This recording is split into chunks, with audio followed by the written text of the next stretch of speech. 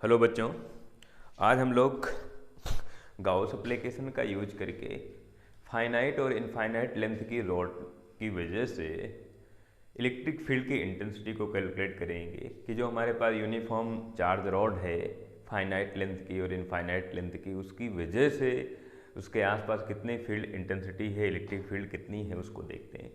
सबसे पहले हम इनफाइनाइट लेंथ की वजह से इलेक्ट्रिक फील्ड की वैल्यू कैलकुलेट करते हैं। तो लिखते हैं field intensity, electric field intensity, field intensity due to uniformly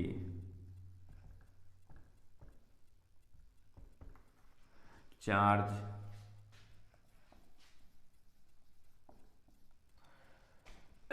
infinite length rod. ये हमारे पास इनफाइनाइट लेंथ की कोई रॉड है और इस रॉड की वजह से हमें इलेक्ट्रिक फील्ड की वैल्यू कैलकुलेट करना है। कैसे? गाउस एप्लीकेशन का यूज करके। तो ये हमारे पास कोई एक रॉड है जो इनफाइनाइट लेंथ की है, प्लस इनफाइनाइट माइनस इनफाइनाइट, और यहाँ पर यूनिफॉर्म चार्ज डिस्ट्रीब्यूटेड है। यूनिफॉर्म चार्ज पॉजिटिव हो सकता है या यूनिफॉर्म चार्ज नेगेटिव हो सकता है। तो यहाँ पर यूनिफॉर्म इस तरह से चार्ज डिस्ट्रीब्यूटेड है। और आपको मालूम है कि अगर यहाँ पर चार्ज डिस्ट्रीब्यूटेड है, ये जैसे वायर है और इस वायर के अराउंड हम इलेक्ट्रिक फील्ड की वैल्यू कैलकुलेट करना चाहते हैं, यहाँ पर चार्ज है तो यहाँ पर इलेक्ट्रिक फील्ड होगी। फील्ड लाइंस बाहर जा रही हैं क्योंकि ये पॉजिटिव चार्ज है, और अगर नेगेटिव चार्ज होता तो फील्ड लाइंस अंदर की तरफ आती। तो इस वायर के अराउंड हम इलेक्ट्रिक फील्ड की वैल्यू कैलकुलेट करना चाहते हैं। तो इस तरह से हम एक डायग्राम कंप्लीट करेंगे, ये डायग्राम। और ये जो डायग्राम बनेगा ये गाउसियन सरफेस को प्रेजेंट करेगा। और आपको दिख रहा है कि ये गाउसियन सरफेस सिलिंड्रिकल की डिजाइन में है। ये गाउसियन सरफेस है, सरफेस। और ये सिलिंड्रिकल गाउसियन सरफेस है, इसकी जो लेंथ है ये L लिख लेते हैं। यहाँ पर लीनियर चार्ज डेंसिटी हम लोग लैम्डा लिखेंगे। Linear charge density, linear charge density lambda.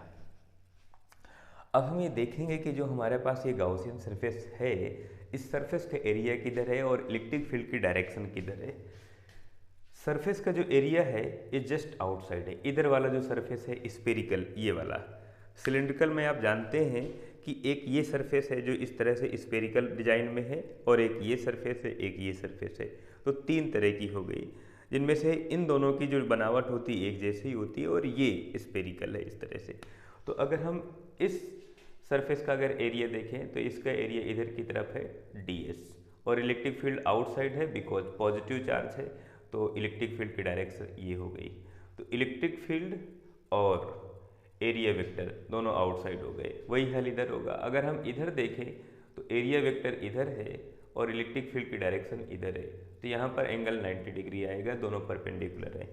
और अगर इस सरफेस को हम लोग देखें तो इसका एरिया नीचे की तरफ है, वर्टिकल डाउनवर्ड है, और फील्ड इंटेंसिटी ये है। तो यहाँ पर भी एंगल आ जाएगा 90 डिग्री। इसको हम सरफेस 1 ले लेते हैं, इसको सरफेस 2, इसको सरफेस 3। और इस पूरी सरफेस से जो सिलिंड्रिकल हमारे पास सिलिंड्रिकल डिजाइन में गाउसियन सरफेस है, इस गाउसियन सरफेस से कितना इलेक्ट्रिक फ्लक्स पास हो रहा है। इस पूरे गाउसियन सरफेस से जो सिलिंड्रिकल डिजाइन में दिख रहा है हमें, इससे कितना इलेक्ट्रिक फ्लक्स पास आउट हो रहा है। Total electric flux, total electric flux,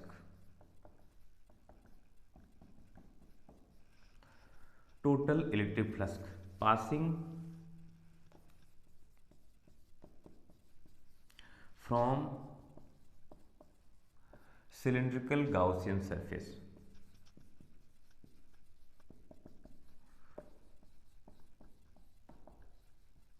cylindrical Gaussian surface।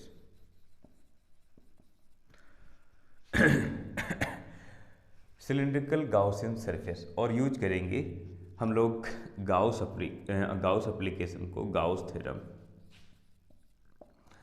Theorem. जो गाउस थ्योरम वो कहती है कि जो फाई ई है इलेक्ट्रिक फ्लक्स है, उस इलेक्ट्रिक फ्लक्स को हम लोग लिखेंगे integration of vector E dot vector D S. क्योंकि हमारे पास ऐसी तीन सरफेस हैं तो हम तीनों को लिखेंगे 1 plus integration vector E dot vector D S second plus third के लिए integration E dot D s integration of close Gaussian surface vector E dot vector D S and third. आप अगर इसे ओपन करेंगे तो लिखेंगे integration of first E D S. First में जो एंगल हमारे पास है वो 0 डिग्री है, बिकॉज दोनों सेम डायरेक्शन पर हैं। इलेक्ट्रिक फील्ड की जो डायरेक्शन है वही डायरेक्शन एरिया वेक्टर की है, और यहाँ पर ये दोनों एक दूसरे के पैरेलल हो गए और एंगल यहाँ पर 0 डिग्री आएगा। और अगर एंगल 0 डिग्री आएगा तो हम लिख लेते हैं cos 0 प्लस सेकेंड वाले में एंगल हमारे पास 90 डिग्री है। आप देखते हैं कि जो एरिया वेक्टर है, ये एरिया वेक्टर ये सिलेंडर है और इसका जो एरिया है जस्ट आउटसाइड है, इसका जो एरिया है वो जस्ट आउटसाइड है। फील्ड इंटेंसिटी ये है, तो इन दोनों के बीच का जो एंगल आएगा ये हो गई इलेक्ट्रिक फील्ड की डायरेक्शन और ये हो गई एरिया वेक्टर की डायरेक्शन, और दोनों के बीच का जो एंगल आ रहा है वो 90 डिग्री। एक हो गए वाई एक्सिस पर, एक हो गए एक्स एक्सिस पर, दोनों के बीच का जो एंगल है वो 90 डिग्री है। तो सेकंड वाले केस में जो हमारे पास एंगल आएगा between field intensity and area vector, ये 90 डिग्री आएगा सेकंड, और लिखेंगे हम लोग E D S cos 90 degree plus third E D S. Third वाला जो है हमारे पास सरफेस, इस सरफेस में देख रहे हैं कि ये हमारे पास सिलेंडर है और इसका इस वाले का एरिया, इसका वर्टिकल डाउनवर्ड है, फील्ड इंटेंसिटी ये है। तो जो एरिया वेक्टर की डायरेक्शन है वो निगेटिव वाई एक्सिस पर है, वर्टिकल डाउनवर्ड है, और फील्ड इंटेंसिटी हॉरिजॉन्टल है। हॉरिजॉन्टल और वर्टिकल के बीच का जो एंगल है वो 90 डिग्री है। तो आप यहाँ पर 90 डिग्री लिखेंगे और लिखेंगे E D S cos 90। Cos 90 वाला जो टर्म है इतना, ये 0 हो जाएगा। इतना अगर 0 हो जाता है तो इधर हमारे पास केवल ये बचेगा और इधर लिख लेंगे हम लोग Q by epsilon naught equal to E बाहर आ जाएगा और इंटीग्रेशन डी एस।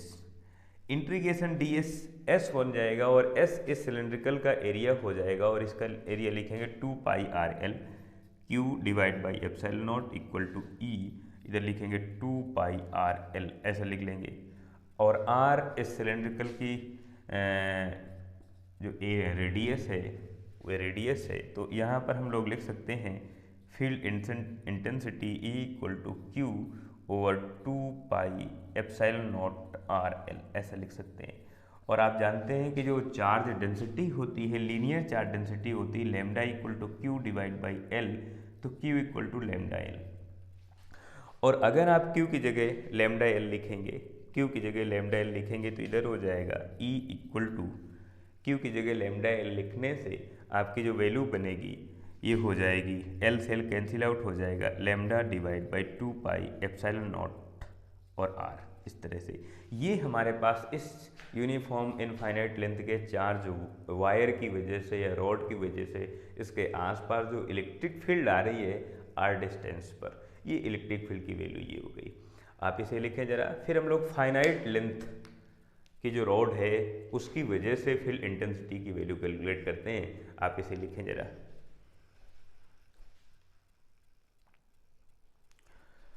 हाँ, देखते हैं।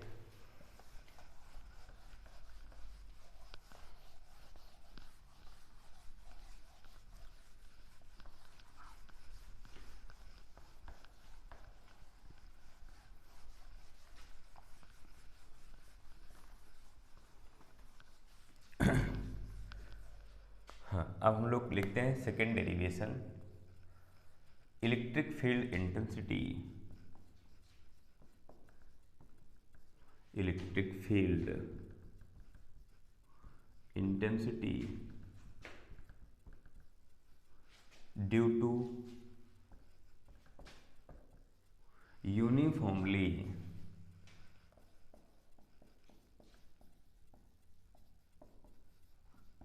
Charge finite length rod. Rod. Finite length की कोई चार्ज रॉड है, उस रॉड की वजह से हमें इलेक्ट्रिक फील्ड की इंटेंसिटी को कैलकुलेट करना है। अब हमारे पास ये एक यूनिफॉर्मली चार्ज रॉड है,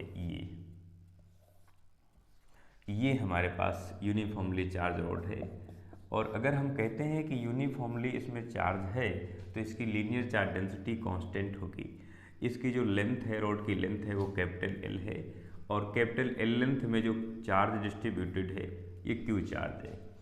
तो पूरे एल लेंथ में क्यू चार्ज डिस्ट्रीब्यूटेड है, और हमें फील्ड इंटेंसिटी यहाँ पर बतानी है, यहाँ पर इस पॉइंट पर बताना है।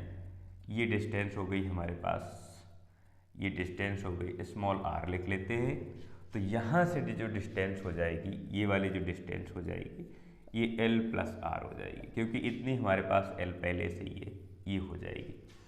अब हमें पहले से एक फार्मूला मालूम है, अगर हम पॉइंट चार्ज की वजह से फील्ड इंटेंसिटी कैलकुलेट करते हैं, field intensity due to point charge, जैसे ये यहाँ पर कोई पॉइंट चार्ज है Q और इसकी वजह से हमें यहाँ पर फील्ड इंटेंसिटी कैलकुलेट करना है, तो लिखते हैं E equal to k q divide by r square, k q divide by r square, ये फार्मूला लिखते हैं अगर हम किसी पॉइंट चार्ज की वजह से फील्ड इंटेंसिटी कैलकुलेट करते हैं। लेकिन ये पॉइंट चार्ज नहीं है, यहाँ पर ये चार्ज डिस्ट्रीब्यूटेड है, और इस डिस्ट्रीब्यूशन की वजह से यहाँ पर सपोज दैट पॉइंट ए पर हम फील्ड इंटेंसिटी कैलकुलेट करना चाहते हैं। तो कैसे कैलकुलेट करेंगे देखते हैं। यहाँ से हम इधर कहीं एक dx, इसको एक बार हटा देते हैं, यहाँ पर एक छोटा सा एक dx मोटाई का, dx थिकनेस की एक पट्टी कट करते हैं, छोटी सी, जैसे इसकी पूरी लेंथ l है, तो यहाँ पर हमने छोटा सा एक dx मोटाई का, dx थिकनेस की पट्टी कट की।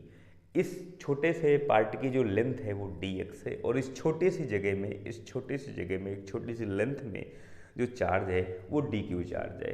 तो इस dq चार्ज की वजह से पॉइंट A पर कितनी फील्ड इंटेंसिटी होगी, इस dq चार्ज की वजह से पॉइंट A पर कितनी फील्ड इंटेंसिटी हो गई। अब ये वाला जो चार्ज है ये तो पॉइंट चार्ज हो गया, और अब इस पॉइंट चार्ज की वजह से पॉइंट A पर कितनी फील्ड इंटेंसिटी होगी। तो ये वाली डिस्टेंस, इतनी डिस्टेंस एक dx है, और यहाँ से ये वाली डिस्टेंस x है।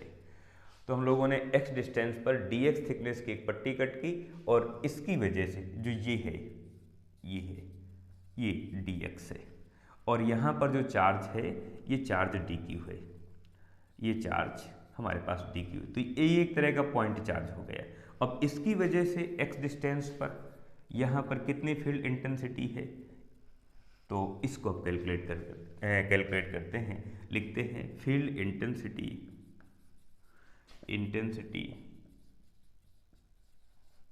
Due to dq point charge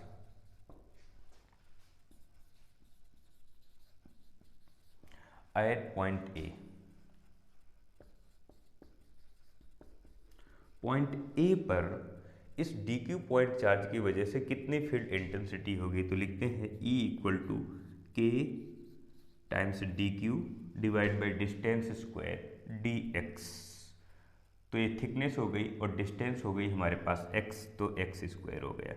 k की वैल्यू हम लोग जानते हैं 1/4 पाई एप्सिलॉन नॉट, ये बाद में हम लोग यूज कर लेंगे।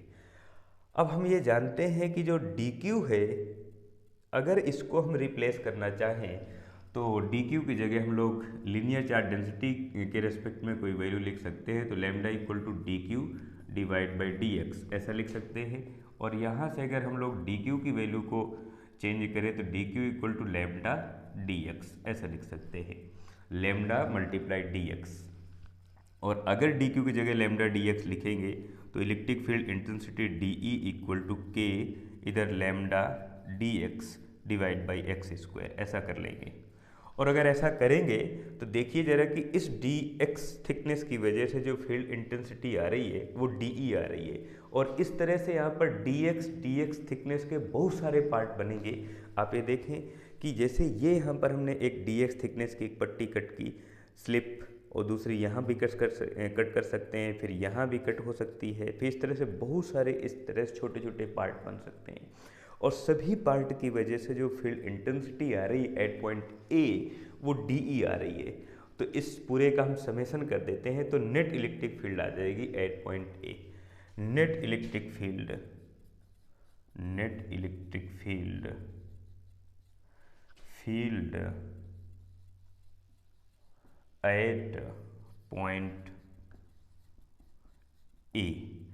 एट पॉइंट ए, तो पूरे का हम लोग इंटीग्रेशन कर देते हैं। Integration d equal to integration of k lambda d x over x square, limit use करेंगे और इधर फील्ड इंटेंसिटी हो जाएगी ई, तो net electric field intensity E equal to integration, यहाँ पर हम लोग लिमिट यूज करेंगे, यहाँ पर है x इक्वल टू, यहाँ पर x इक्वल टू आर है और यहाँ पर r प्लस एल है, तो लिमिट हो जाएगी r से लेकर r प्लस एल की लिमिट हो जाएगी। इधर k लैम्डा बाहर आ जाएगा, तो k लैम्डा को हम लोग बाहर लिख लेते हैं इस तरह से। फिर हमारे पास dx divide by x square बचेगा, जिनमें से एक्स स्क्वायर ऊपर चला जाएगा तो x पावर माइनस 2 हो जाएगा, और लिखेंगे dx यानी x पावर माइनस 2 dx, ऐसा लिखेंगे। और अगर ऐसा लिखें तो यहाँ पर हम x पावर माइनस 2 का dx के रेस्पेक्ट में इंटीग्रेशन करेंगे। इंटीग्रेशन का जो फार्मूला है इसको हम यहाँ पर लिख लेते हैं, x power n dx equal to x power n plus 1 divide by n plus 1 plus c, integration constant है। ये फार्मूला उस टाइम वैलिड है जब तक कि n की वैल्यू -1 ना हो, और अगर n की वैल्यू -1 है तो फिर ये फार्मूला वैलिड नहीं है जब n की वैल्यू -1 हो। लेकिन यहाँ पर -1 नहीं है, -2 है, तो वैलिड है, हम लोग इस फार्मूले का यूज कर सकते हैं। देखते हैं, करते हैं। आप देखें जरा, E equal to field intensity equal to K lambda, इधर x पावर -2 प्लस 1 यानी -1 डिवाइड बाई -2 प्लस 1 यानी -1, और इधर हम लोग लिखेंगे r और r plus L, lower limit and upper limit. इधर से हो जाएगा field intensity E equal to K lambda, इधर हो जाएगा 1/x निगेटिव, लिमिट है r plus L, lower limit and upper limit, ये वैल्यू बन गई। आप देखें जरा, x पावर -1 है, नीचे आएगा तो पॉजिटिव हो जाएगा, और इस निगेटिव की वजह से ये निगेटिव आ गया। अब हम लोग लिमिट का यूज कर लेंगे, पहले हम लोग अपर लिमिट का यूज करेंगे, फिर लोअर लिमिट का यूज करेंगे, और फिर इसका कैलकुलेशन कर लेंगे। तो आप देखें, electric field intensity E equal to K lambda, ये हो गया, और -1/r प्लस एल, और फिर लिखेंगे माइनस, तो माइनस यहाँ भी है, माइनस में प्लस हो जाएगा 1/r, ऐसा हो जाएगा जब हमने लोअर लिमिट का यूज किया। अब देखो जरा ध्यान से, इसको हम लोग पहले लिख लेते हैं, तो लिखेंगे E equal to K lambda 1/r minus 1/r plus L, 1/r plus capital L, इस तरह से।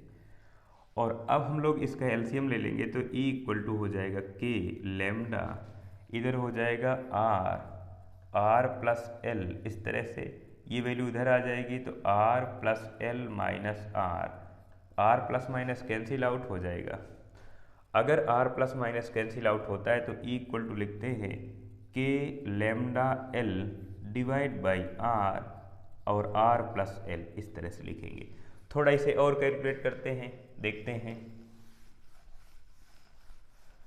इसे थोड़ा और हम लोग कैलकुलेट करते हैं, तो लिखेंगे E इक्वल टू हमारे पास है K lambda L divide by r plus L, इस तरह से। और आपको मालूम है कि जो लीनियर चार्ज डेंसिटी है, linear charge density lambda equal to Q divide by L, तो जहाँ पर लैम्डा लिखा है वहाँ पर क्यू बाई एल लिखेंगे, तो अगर इसकी जगह हम लोग Q बाई एल लिखते हैं तो फील्ड इंटेंसिटी, एक तो फार्मूला हमारे पास ये आ गया और दूसरा चार्ज के रेस्पेक्ट में के एल ओवर, हाँ लेमडा की जगह लिख लेते हैं हम लोग Q बाई एल, तो Q और L नीचे लिखा हुआ है, R इधर R प्लस L, इस तरह से। तो ये हमारे पास फार्मूला बन गया। अब L से L कैंसिल आउट हो जाएगा तो E equal to k Q over, इधर हो जाएगा R और R प्लस L, ये फार्मूला हमारे पास बन जाएगा। और अगर आप K की वैल्यू पुटअप करना चाहो 1/4 पाई एप्सिलॉन नॉट, तो E की वैल्यू हमारे पास हो जाएगी Q divide by 4 pi epsilon not और R प्लस L, इस तरह से। तो ये हमारे पास फार्मूला आ गया। और अगर ये पॉइंट चार्ज होता तो फार्मूला किस तरह से आता?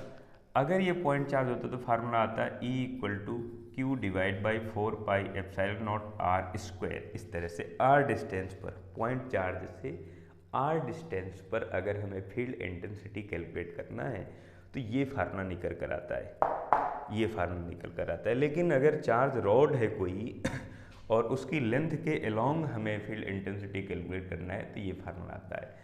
तो अभी लेंथ के अलोंग हमने फार्मूला कैलकुलेट किया है, अब लेंथ के परपेंडिकुलर हम लोग फील्ड इंटेंसिटी की वैल्यू कैलकुलेट करेंगे। और इसी तरह की चार्ज रॉड है, अभी हमने रॉड को इस तरह रखा और इसकी लेंथ के अलोंग इधर या इधर की तरफ हमने फील्ड इंटेंसिटी कैलकुलेट की। अब अगर हम इसको इस तरह से रखें, इस तरह से रखें और यहाँ इधर या इधर कहीं फील्ड इंटेंसिटी कैलकुलेट करना हो तो क्या करेंगे, या इसको इधर रख दें, ऐसे रख दें। और अब इसकी लेंथ ये हो गई, अब इसकी लेंथ ये हो गई। अब लेंथ के परपेंडिकुलर इधर हमें फील्ड इंटेंसिटी कैलकुलेट करना है या इधर की तरफ कैलकुलेट करना है तो क्या करना पड़ेगा। ये तो फार्मूला है जब लेंथ के अलोंग हमें कैलकुलेट करना हो। अब लेंथ के परपेंडिकुलर फील्ड इंटेंसिटी क्या होगी उसको देखते हैं।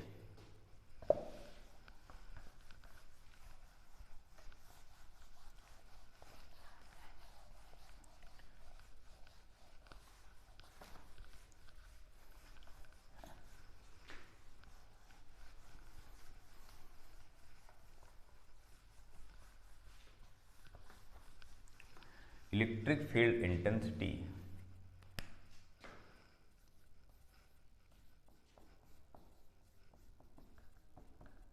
Electric field intensity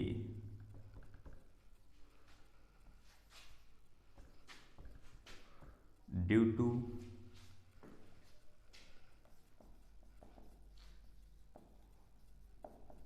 uniformly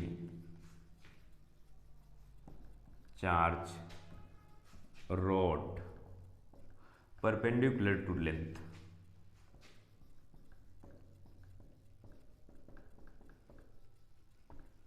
length के परपेंडिकुलर इस बार हमें फील्ड इंटेंसिटी कैलकुलेट करना है, परपेंडिकुलर टू लेंथ। अब जैसे ये हमारे पास ये फाइनाइट लेंथ की कोई चार्ज रॉड है और ये इसमें यूनिफॉर्म चार्ज डिस्ट्रीब्यूटेड है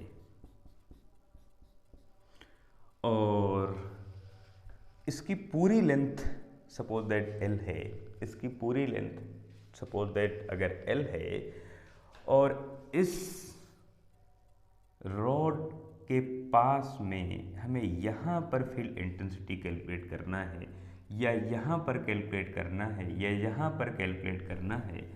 जैसे हमें इस पॉइंट पर फील्ड इंटेंसिटी कैलकुलेट करना है और ये पॉइंट A है, तो पॉइंट A रॉड से कितनी डिस्टेंस पर है, इस डिस्टेंस को हम लोग D लिख देते हैं।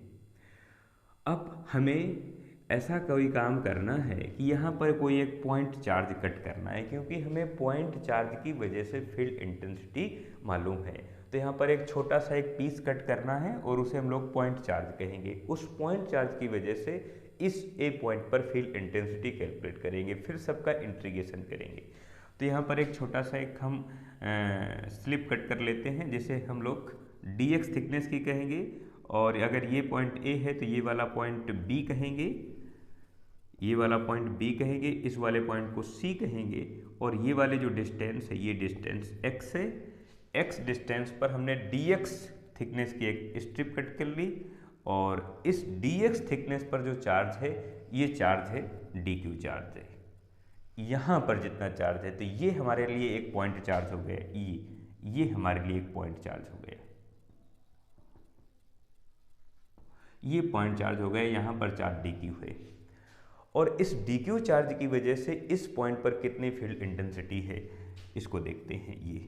और अगर ये डिस्टेंस x है, ये डिस्टेंस d है, तो ये वाली डिस्टेंस हो जाएगी x स्क्वायर प्लस डी स्क्वायर। ये हमारे पास एक राइट एंगल ट्रायंगल है ABC और इसमें ये हमारे पास हाइपोटेनियस हो जाएगा। तो हाइपोटेनियस की वैल्यू हम लोग पाइथागोरस थ्योरम से कैलकुलेट करेंगे तो x स्क्वायर plus D square square root में आ जाएगी।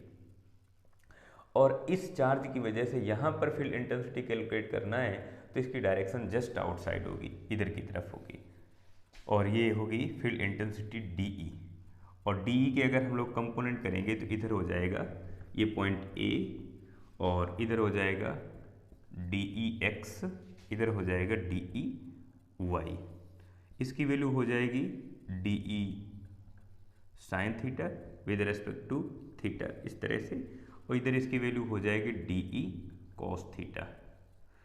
तो ये x एक्सिस पर फील्ड इंटेंसिटी आ जाएगी, ये y एक्सिस पर फील्ड इंटेंसिटी आ जाएगी। और अगर मान लेते हैं नेगेटिव चार्ज इस रोड में होता तो इसकी डायरेक्शन इधर हो जाती, इसकी डायरेक्शन जस्ट ऊपर की तरफ हो जाती, वर्टिकल अपवर्ड हो जाती। तो ये ध्यान रख लेना है। अब पहले हमें इस DE की वैल्यू कैलकुलेट करना है, field intensity due to point charge. Point charge की वजह से कितनी फील्ड इंटेंसिटी होगी, फील्ड इंटेंसिटी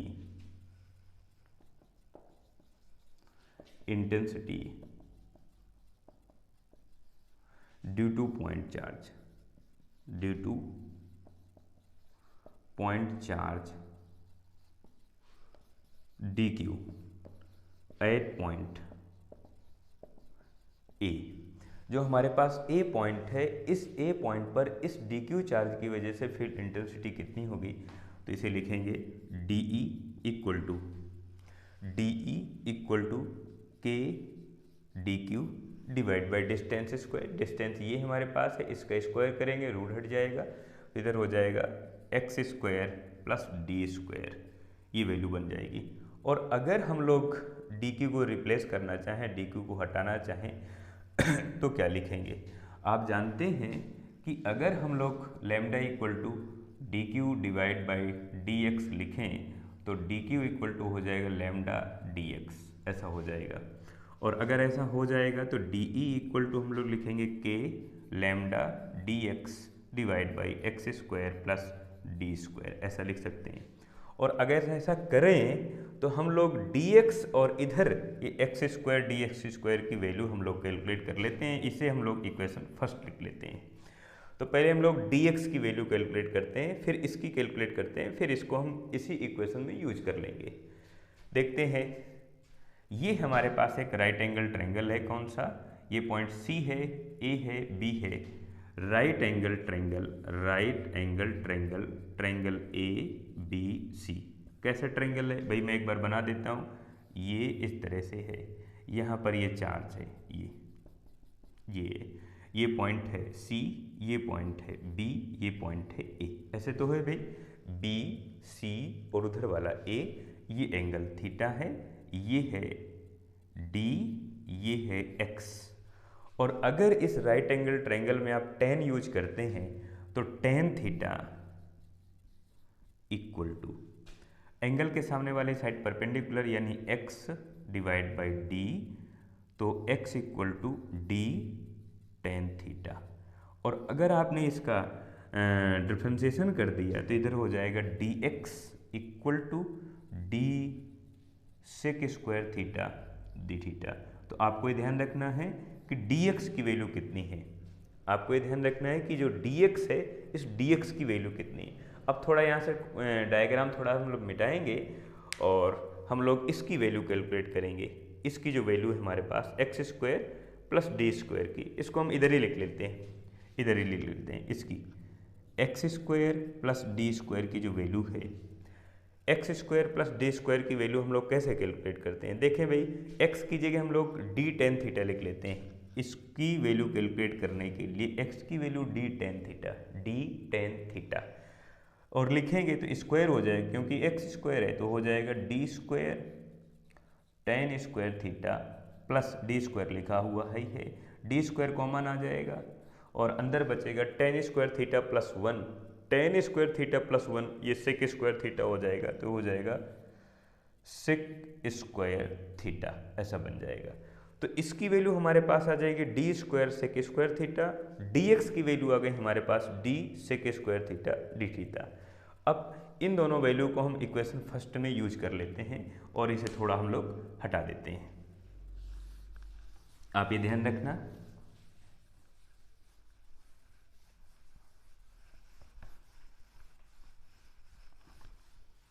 अब देखिए जरा DE, अब हम लोग लिखेंगे फ्रॉम इक्वेशन फर्स्ट, जो हमारे पास फर्स्ट इक्वेशन है उसका यूज करेंगे। तो DE equal K lambda D X, तो के लेमडा और dx की वैल्यू है d sec square theta D theta, तो इधर है d sec square theta D theta, ये हमारे पास d sec square theta D theta divide by, फिर इसके बाद हमारे पास एक्स स्क्वायर डी स्क्वायर है और इसकी वैल्यू हमारे पास थी डी स्क्वायर ब्रैकेट में सेक स्क्वायर थीटा, ऐसा है। अब आप सेक स्क्वायर कैंसिल आउट कर लेंगे, एक डी से डी कैंसिल आउट हो जाएगा, हमारे पास हो जाएगा DE इक्वल टू के लेमडा और इधर से हमारे पास केवल डी थीटा आ जाएगा और नीचे केवल स्मॉल डी बचेगा। अब ये हमारे पास पैरामीटर आ गया। अब DE की वैल्यू हमने कैलकुलेट कर ली।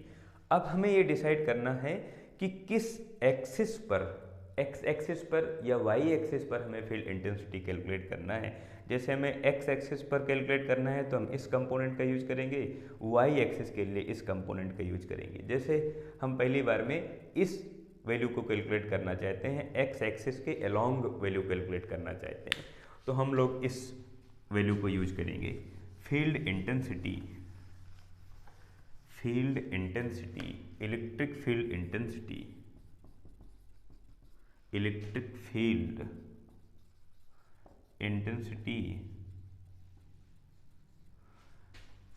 along x axis,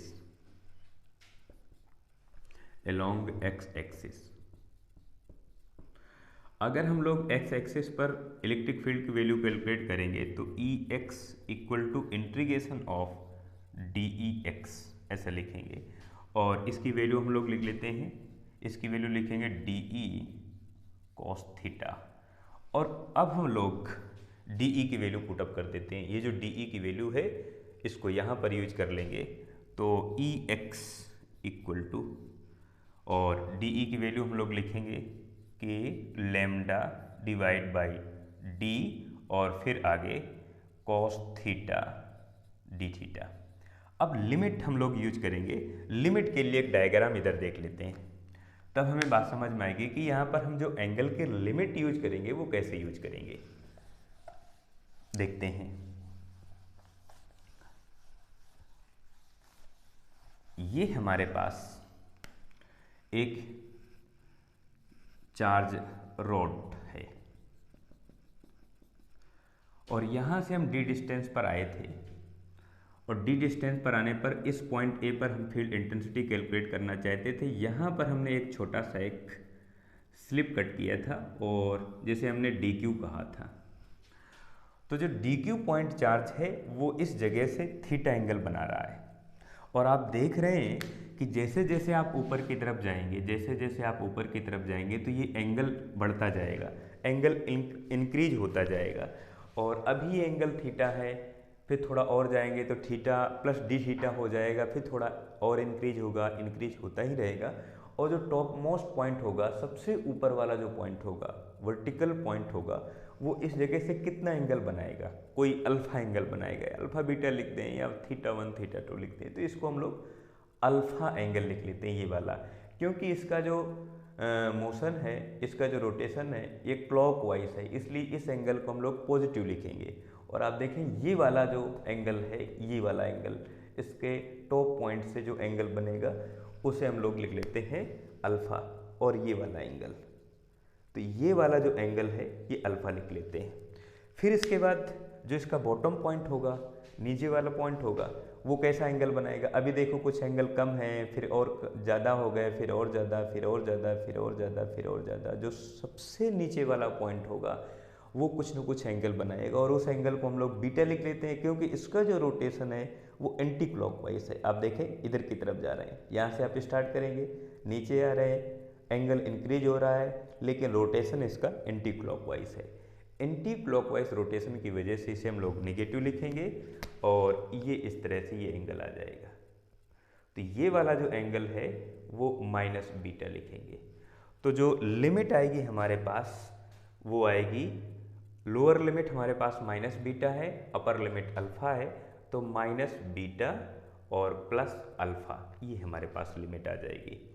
और अब इस लिमिट का यूज करके हम लोग इसका इंटीग्रेशन कर देंगे। अब देखते हैं जरा, यहाँ पर वही लिमिट माइनस बीटा और अल्फा, यहाँ से के लैम्डा बाई डी तो बाहर आ जाएगा, और इधर हो जाएगा ई x equal to K lambda by D, ऐसा हो जाएगा। और इधर हो जाएगा cos theta D theta, integration cos theta D theta, और लिमिट है माइनस बीटा से प्लस अल्फा की लिमिट है। और इधर हो जाएगा ई x equal to K lambda divide by D, और ये वाली वैल्यू हमारे पास कॉस का साइन हो जाएगा, साइन थीटा, कॉस का जो इंटीग्रेशन होगा प्लस का साइन थीटा हो जाएगा, और माइनस बीटा प्लस अल्फा इसकी लिमिट है। लिमिट यूज करेंगे हम लोग, तो ई x equal to K lambda divide by D, इधर हो जाएगा साइन अल्फा माइनस, माइनस इसमें भी है तो माइनस में प्लस हो जाएगा साइन बीटा। ये हमारे पास एक्स एक्सिस के अलोंग फील्ड इंटेंसिटी आ जाएगी। और अगर इधर ये हमारे पास इलेक्ट्रिक फील्ड थी डीई, और इसके हमने जब कंपोनेंट किए तो इधर हो जाएगी डीई एक्स, इधर हो गया डीई वाई। तो एक्स एक्सिस के अलोंग हमारी फील्ड इंटेंसिटी वो हो गई।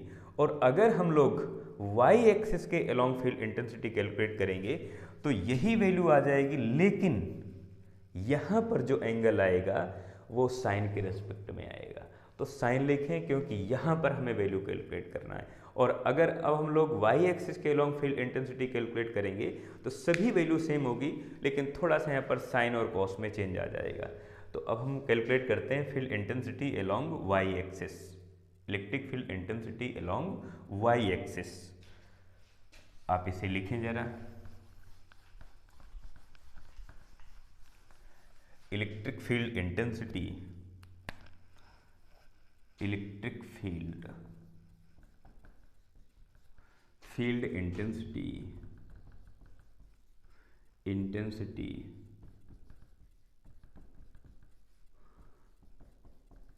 along y axis.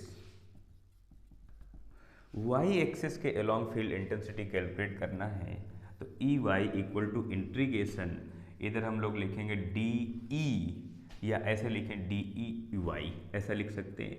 और फिर डी ई वाई की वैल्यू लिख देंगे डी ई साइन थीटा, ऐसा लिखेंगे। और लिमिट हमारे पास वही है, माइनस बीटा से लेकर प्लस अल्फा की लिमिट है। और डी ई की वैल्यू हमारे पास है कितनी है भाई, डी ई की वैल्यू हमारे पास है K lambda by D multiply D theta. तो इधर हो जाएगा D Y equal to integration of D E की वैल्यू हम लोग लिखेंगे K lambda D theta divide by D multiply sine theta, ऐसा हो जाएगा। माइनस बीटा से प्लस अल्फा की लिमिट है।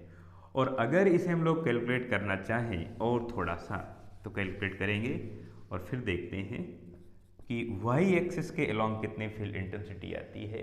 और अगर हमने एक्स एक्सिस के अलोंग इलेक्ट्रिक फील्ड की वैल्यू कैलकुलेट की। यहाँ से के लैम्डा बाई डी बाहर हो जाएगा, के लैम्डा बाई डी तो बाहर हो गया, और integration sine theta D theta minus beta से अल्फा की लिमिट है। साइन का जो इंटीग्रेशन होगा वो माइनस कॉस हो जाएगा, तो E Y equal to K lambda divide by D minus cos theta, और लिमिट है माइनस बीटा से प्लस अल्फा की।